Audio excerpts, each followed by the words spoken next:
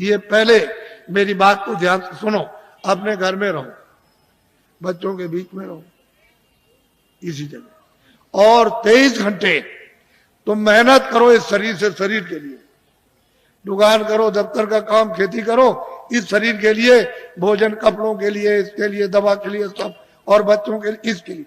और 1 घंटा उसमें से बचाओ अपनी जीवात्मा के धन के लिए, ताकि इसको कल्याण हो जाए, इसकी मुक्ति हो जाए, ये आवागमन से छुटकारा पा जाए, न जल में न मरे। 1 घंटा तुम नहीं बचा सकते हो, और 23 घंटे इसमें तुमको लगाने को कह रहे। तुमको ये तो नहीं कह रहे कि तुम छोड़ देना कुछ, ये तो सोचो तुम। और मैं तुमको इसी मनुष्य रूप मंदिर में, इसी में जो अनमोल मनुष्य मंदिर जो दिया है, जिसमें जीवात्मा बंद है, उसी में मैं अभी रास्ता आपको बताता हूं। अभी इसको कहते हैं नामधाम। इसके पहले 2 चीजों का ध्यान रखो हमेशा, कि शाकाहारी हो जाओ। जितने भी अनाज है, सब्जी है, फल है, दूध है, घी है, 100 बार खाओ। कितने बार? 100 बार। तुमको भूख लगे उससे भी ज्यादा खाना। तुमको कोई मना करने आए तब कहना। अच्छे मकान में रहो, अच्छी झोपड़ी में रहो, मना कौन करता आप? लेकिन शाकाहार, अशुद्ध आहार मत करना। बस इतना ही बचत करनी है कि आपको अशुद्ध आहार नहीं करना। किसी आदमी का, किसी बच्चे का, किसी पशु का, किसी पंछी का अशुद्ध आहार नहीं करना। शुद्ध आहार करो आप, जिससे शुद्ध बुद्धि रहे। भाई इतना ही तो आपको बताना, क्योंकि अशुद्ध आहार से तो तरह तरह घर में झगड़ा, बाहर झगड़ा, ये झगड़ा, वो झगड़ा, ये बीमारी, वो बीमारी, वो बीमारी, वो बीमारी, वो बीमारी, वो तो फैलने वाली है। अभी बीमारी जो फैलेगी उसको तो अभी आपने देखा ही नहीं। तो असल में शाकाहार, शुद्ध आहार। दूसरा है बीड़ी पियो, तंबाकू पियो, हुक्का। मैंने तो कभी पिया नहीं, मुझे तो मालूम है नहीं कि हुक्का, बीड़ी, तंबाकू कैसा होता। लेकिन ये बच्चे जो 18 साल 20 साल के खड़े हैं, वो बीड़ी, तंबाकू, हुक्का नहीं पीते, कभी मत पीना। जो बच्चे नहीं पीते कभी मत पीना, है खराब आदत न डालना। जो पीते हैं वो पी लो, आपके लिए बात। लेकिन बच्चों, बच्चियों, ऐसा कोई नशा मत करो जो तुम्हारी बुद्धि पागल हो जाए। तुमने इसको नहीं सोचा? कोई नशा मत करो किसी तरह का हो जो बुद्धि पागल हो जाए, और तुम अपने घर में बच्चे बच्ची को और अड़ोस पड़ोस में बहू बेटी को पहचान न सको। ऐसा कोई नशा मत करो।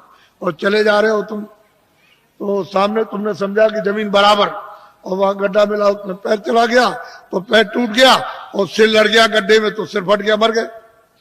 ऐसा कोई न रामायण कहती है, न महात्मा कहते हैं, न कुरान कहती है, न फकीर, न मस्जिद कहती है, न मंदिर कहते, न शिव जी कहते हैं, न आपको कोई और। ये कोई ओ जो कहते हो शिव जी भांग पीते थे, भांग पीते थे, भांग पीते, तुमने भांग पीते हुए देखा? वो भांग नहीं थी, वो कोई और नशा था। ये झूठी बात है। जो लोग उनके नाम से भांग पीते और कहते वो भांग पीते थे, भांग नहीं पीते थे। ये ऐसा देवता कभी भांग नहीं पीता, वो भांग नहीं पीते। लेकिन तुमने ये 2 चीजों से बचो, बाकी तो कोई मैंने मना किया नहीं। मैं तो एक सीधा साधा आपका सेवक हूं, एक आदमी हूं, और सही सच्ची बात तुम्हारे सामने तुमको बताने आए हो। तुम नहीं जगोगे, नहीं समझोगे, तो मैं इसके लिए क्या करूंगा? मैं तो अपनी बात कह के चला जाऊंगा। जब तुम उधर जाओगे, और उधर जब हिसाब होगा तुम्हारा, क्योंकि वो तो सब लिखा जा रहा, आज दिन में तुमने कितना बुरा काम किया, कितना अच्छा किया, कितनों को धोखा दिया, कितनों को मारा, कितनों के साथ बेईमानी की, कितनों को पानी पिलाया, कितने बार मंदिर में पूजा की, कितनी रामायण, कितनी कुरान पढ़ी, ये उधर में, और कैसे कुरान पढ़ी, ये वो सब वहां सब लिखा हुआ। वो आदमी भी मिलेगा जिसको तुम काट रहे हो, और जिसको मतलब है कि तुम उसको चीर रहे हो, वो सब मिलेंगे वहां। तो पूछेगा भाई तुम्हारे सामने कोई रामायण, गीता, कोई भागवत, कोई कुरान, पुराण कोई तुम्हारे सामने नहीं थे, जिन्होंने महात्मा फकीरों ने नहीं बताया कि भाई अच्छा ये बुरा? तो मोहम्मद साहब से पूछा जाएगा कि भाई मतलब ये है कि तुम गए थे जमीन पर, और तुमने मतलब ये नहीं बताया कि बुरा काम बद काम है। कह लगे मैंने तो इनसे सबसे कहा था कि ये बद काम है, ये नेक काम, इस बुरे काम को मत करना, अच्छे करना, लेकिन इन्होंने मेरी बात नहीं मानी। तो फिर वो भेजेगा सीधा, वहां हिसाब करता है, वो हिसाब करता है। तुमको दोजख और नरक मालूम नहीं है, वहां बड़े बड़े बादशाह पिट रहे वहां, और जलाए जा रहे, कितने करोड़ों वर्षों तक जलाए जाएंगे, और लाखों मीलों तक आवाज आती है और कोई सुनने वाला नहीं, कहीं न उनका धन दौलत जाता न तलवार जाती है। ये झूठा, तुम इसके लिए हम मर गए और चले गए हमेशा। तो इसलिए तुम लोग इस पर विचार करो। तपस्या करने से यानी माया लुभाती है कि तुम ये ले लो धन, ये राज ले लो, तो अगर तुम लुभा गए तो राज मिल गया, और राज का जब भोग होगा तो सीधा नरक हो गए। जब ये कहोगे हमको राज नहीं चाहिए, धन दौलत नहीं, तो भगवान मिलता इसी शरीर में मरने के पहले। मीरा ने मरने के पहले प्रभु को प्राप्त किया। आपको क्या मालूम कैसे पाए? तुलसीदास जी ने पहले ही वो 25 ही साल के अंदर प्रभु को प्राप्त कर लिया। आपको क्या मालूम कैसे पाया? आप क्या जानो?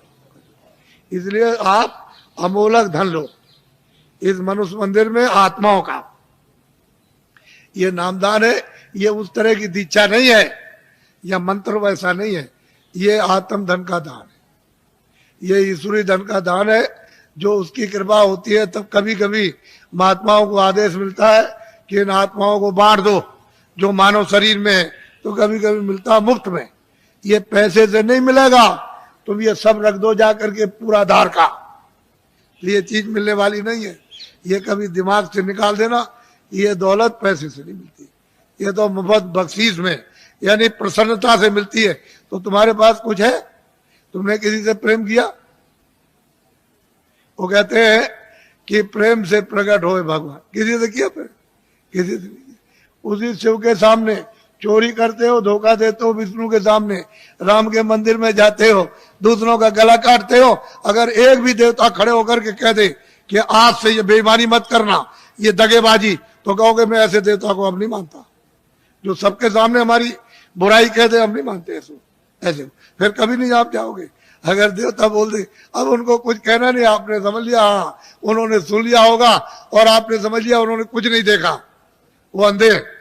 अब हम जो चाहेंगे सो करेंगे, अब चलो हो आए। ये हालत तो हमारा है। अब बताओ तुमने प्रेम किससे किया? किससे प्रेम? वो तो कहते हैं प्रेम से मालिक मिलता है, आपने कैसे प्रेम? इसलिए आप सीधा, बहुत सरल है, बहुत सीधा है। कलयुग में अधिकार आपको दे दिया स्त्री पुरुषों को कि सभी लोग उस परमात्मा को प्राप्त कर सकते हैं। किसी के लिए कोई बंधन नहीं, और सुलभ और सहज और आसान। लेकिन तुम योग तो आप कर नहीं सकते हो। सतयुग और त्रेता और द्वापर का कोई भी क्रिया आप नहीं कर सकते हो। और उन्होंने मना कर दिया गोस्वामी जी महाराज ने कि कलयुग जोग न यज्ञ न ज्ञाना। कहते कलयुग में कोई जोग मत करना, न यज्ञ करना, और न आपको ज्ञान होगा। कलयुग में तो कहते हैं कि नाम आधारा, और नाम कौन सा वो मैं बताऊंगा आपको, अभी आपको बताता हूं। तो आप लोग, आप सब खड़े रहना, बैठना कोई नहीं, खड़े खड़े बताऊंगा आपको, और खड़े खड़े करवाऊंगा, घबराइए नहीं। जो जो भगवान का नाम बोलूं, सब लोग एक साथ एक आवाज में बोलना, और सब लोग बोलेंगे जो बैठे खड़े, शुद्ध बोलना, शुद्ध, अशुद्ध मत बोलना, शुद्ध बोलना। जो जो नाम में बोलता जाऊं आप बोलते जाना, जब मैं अंत में चुप हो जाऊंगा तो आप लोग चुप हो जाना। अशुद्ध मत बोलना, शुद्ध कर लेना। मान लो अशुद्ध बोल दो तो फिर शुद्ध कर लेना दोबारा। इसलिए जो जो नाम बोलते जाना, जब मैं चुप हो जाऊंगा तो आप चुप हो जाना।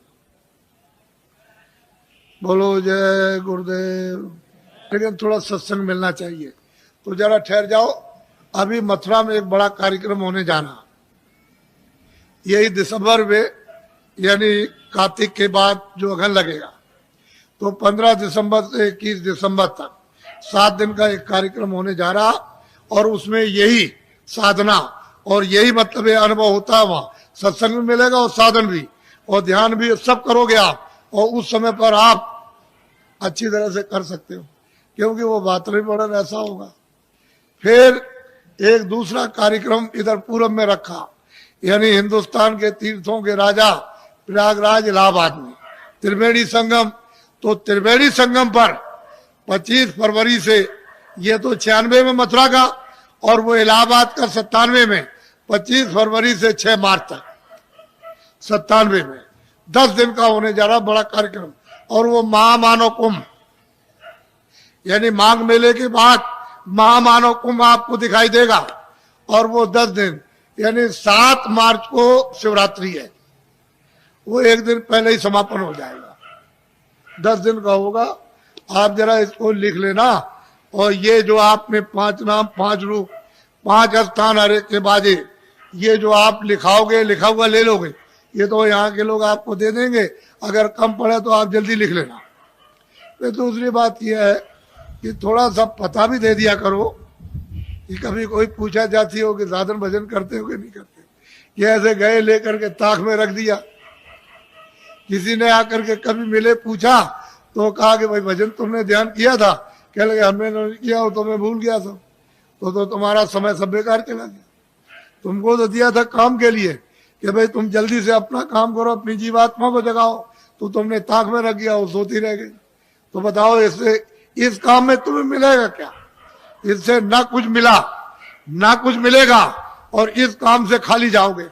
अगर तुमको कुछ करना है तो इसी समय के अंदर थोड़ा 1 घंटा समय निकाल कर अपना आत्म धन जमा कर लो।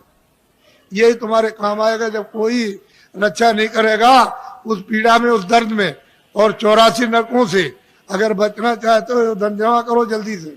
ये बहुत सुलभ है, इसमें शरीर पर कोई कष्ट नहीं। बस मन की घेराघारी थोड़ी करनी है कि कहीं उतने समय के लिए न जाए, ये थोड़ा सा रुक जाए, कानों के साथ आके भाई इतना ही काम करना। इसमें शरीर का कोई कष्ट नहीं। और करो कैसे भी, लेट के बैठ के, जंगल में करो, घर में करो, कुर्सी में करो, लेकिन उसका तरीका तो सीख लो। थोड़ा सत्संग मिलेगा तो जल्दी सीख जाओगे। और नहीं मिलेगा, अभी तक तो आपको ये बातें मालूम नहीं थी, ये तो आपको नई बातें आज मालूम हुई। आपके लिए तो नई है लेकिन ये सनातन है। जब से तुम आए एक रास्ते से और उसी रास्ते से वापस हो गए अपने घर के लिए, अपने देश के लिए। दूसरा कोई रास्ता नहीं है। यहाँ भटकते फिरो चारों तरफ तो जन्म मरण होता रहेगा। 84 जाओ, नरकों में जाओ, जल में मरो और जो किया उसका भोग भोगो।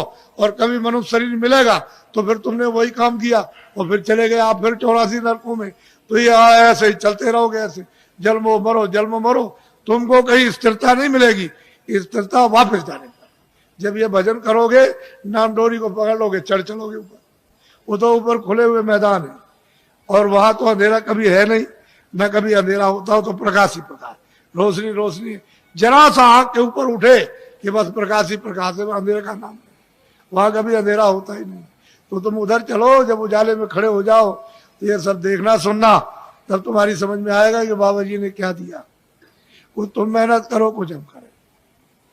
बोलो जय गुरुदेव। कुछ तुम मेहनत करो, कुछ हम करें और ऊपर बैठे उनकी कृपा जल्दी हो जाए। और तुम मेहनत हम नहीं करेंगे, कुछ होगा नहीं। जल्दी करो, देर मत करो और जल्दी से कृपा और दया ले लो ताकि वो ऊपर बुला ले और जल्दी से आप निकल चलो इस कूड़े कचड़े से। यहाँ कुछ मिलने वाला नहीं है। ये सब शकलें। अब देखो, बीमार, परेशान, तकलीफ में, हमारे पास जो भी आता कोई हो, हमको उससे मतलब नहीं, आदमी होना चाहिए। हमारे यहाँ कोई झगड़ा झंझट ये नहीं है। आदमी हो, उसमें जीवात्मा होनी चाहिए। तुम्हारे शास्त्रों में लिखा है अहिंसा परमो धर्म, तो आपने इसका पालन किया? अब ये बताओ, आपने इसका पालन किया? आप बकरा मार दो, मुर्गी मार दो, आदमी मार दो, लड़की मार दो, लड़का मार दो, घर में देवी को मार डालो, आप कि कोई दुश्मन बन जाए उसको मार दो, गोली मार दो, छुरा मार दो, लाठी मार दो। तुम अहिंसा धर्म, तुम किसी देवता को, किसी धर्म को मानते हो? कुछ नहीं। वैसे ही कहते हो, हम जानते कुछ नहीं, वैसे ही कह दिया बस, और कुछ नहीं। ऐसे ही तो इसको समझ लो अच्छी तरह से समझ लीजिए आप मोटी बात को। बोलो जय गुरुदेव। जोर से बोलो जय गुरुदेव। जय गुरुदेव नाम किसका? अब ये इनको दे देना बच्चा, इनको नोट करा दो और कुछ लोग जल्दी मिल जाए तो इनका पता भी नोट कर लेना। और कभी कभी इनसे पूछते रहना, यहाँ जो रहते हो उनको कि भाई भजन करते हो कि नहीं। तुमसे जब पूछेंगे भजन के लिए कि बोलो भजन किया कि नहीं किया, तुमने ध्यान किया, स्मरण किया कि नहीं किया, और तुमको मिला तब तो तुम करोगे ही। तुम जरा सा जितने दिन बताया उतने दिन कर लो पहले, बात की बात बाद में सोचना। हर रोज तुम महीने 2 महीने समय दो, नागा मत करना, तब तुम देखोगे तुमको क्या मिलता। तुम एक दिन भी नहीं बैठो तो मैं क्या करूंगा? मैं तो दरवाजे पर आकर काम करूंगा। तो अंदर तुम्हारा घाट है, तो जीवात्माओं का घाट अंदर, वहां बैठोगे तब तो काम करूंगा। और तुम बाहर फैले रहोगे तो कैसे काम होगा? तो बाहर से मोड़ूंगा कि भाई इधर से लगो, अंदर चलो। अंदर तो खुला हुआ, खुले हुए लोग, उधर स्वर्ग भी है, बैकुंठ भी, बड़े बड़े लोग हैं, उधर ब्रह्मांड भी है, उधर ब्रह्मा भी मिलेंगे, विष्णु भी मिलेंगे, शिव भी मिलेंगे, देवी देवता भी मिलेगी, ईश्वर, उधर बड़े बड़े अनेकों लोग, अनेकों ब्रह्मांड अनगिनते। लेकिन रस्ते से चलो तब मिलेगा, कैसे ही मिल जाएगा। बोलो जय गुरुदेव। अब देखो जितनी तकलीफ आपको हमको सब मालूम है। हम किसी के सिर पर हाथ रख देते हैं तो अपने को फौरन पता चलता है, ऐसे ही रखकर बस इतना ही रख दिया, मालूम हो गया कि तुमको कितने प्रकार की तकलीफें हैं, और यह भी पता चल जाता है कि तुमने क्या अपराध किए।